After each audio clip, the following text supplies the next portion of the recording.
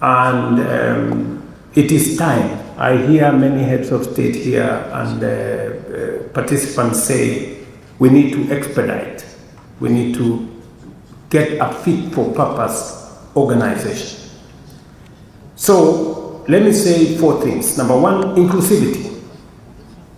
The reason why I asked my fellow heads of state in Resolution 920 to provide for an ad hoc committee is so that it is not the champion's position alone.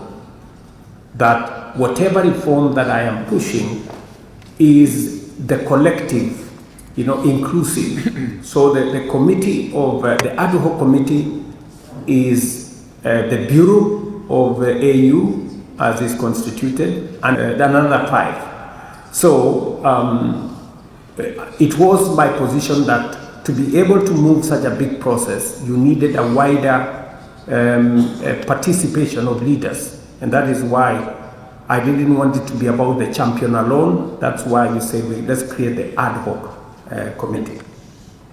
Number 2, by way of inclusivity, again, it is the reason why I did recommend that we have a summit of heads of state where the only agenda item is reform, so that every head of state can bring their views and understanding and suggestions to the table.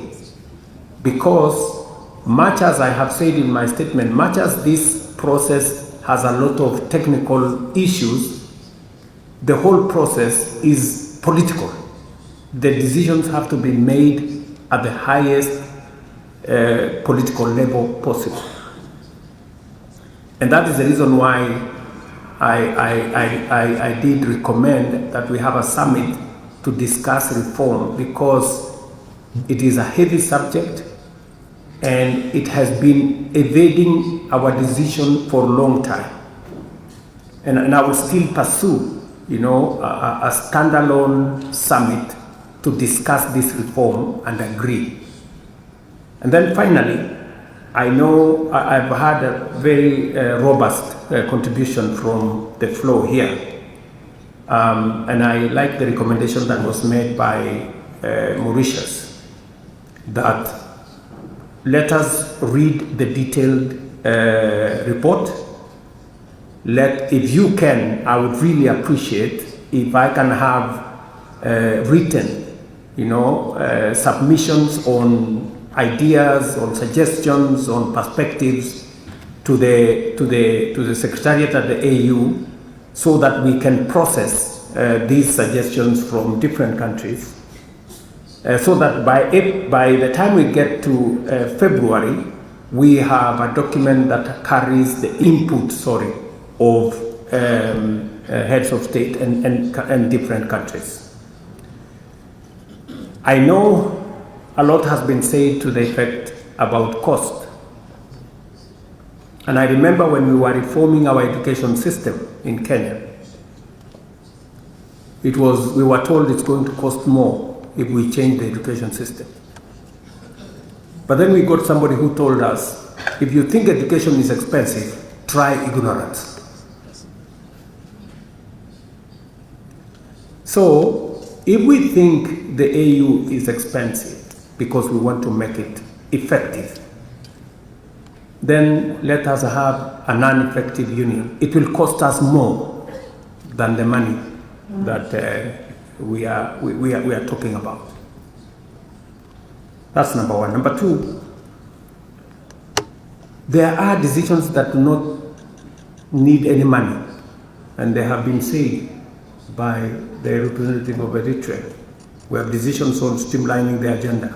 We have decisions on categorization of decisions. We have decisions on, there are so many decisions that do not need money. Why are we using money as an excuse to delay decisions that do not need money? So I think we really need to make up our mind as to whether we want to reform this institution, and I think all the suggestions I hear from the floor point to the fact that we want to reform this organization, and we should. And I also hear everybody saying it is urgent. It is also true that it is urgent and necessary. So I think we should take this through. I would recommend to delegations here that if we can have substantive suggestions, recommendations on the different aspects. We have eight aspects there, so that we can process them. And just to allay the fears of maybe some delegations that maybe this document was arrived at without proper expertise being brought on board, I want to assure you that we brought in the best expertise. Whether it was the review of the peace fund from $400 million to $1 billion, there was real expertise put in there. And I speak as a person who has had a direct experience of the use of the peace fund. We tried to access the peace fund when we were intervening in DRC. We could only get $1 million, while we were spending 70, 80, $100 million. So I think we really need to be pragmatic, and we will avail all the reasonings that went into the recommendations that were made.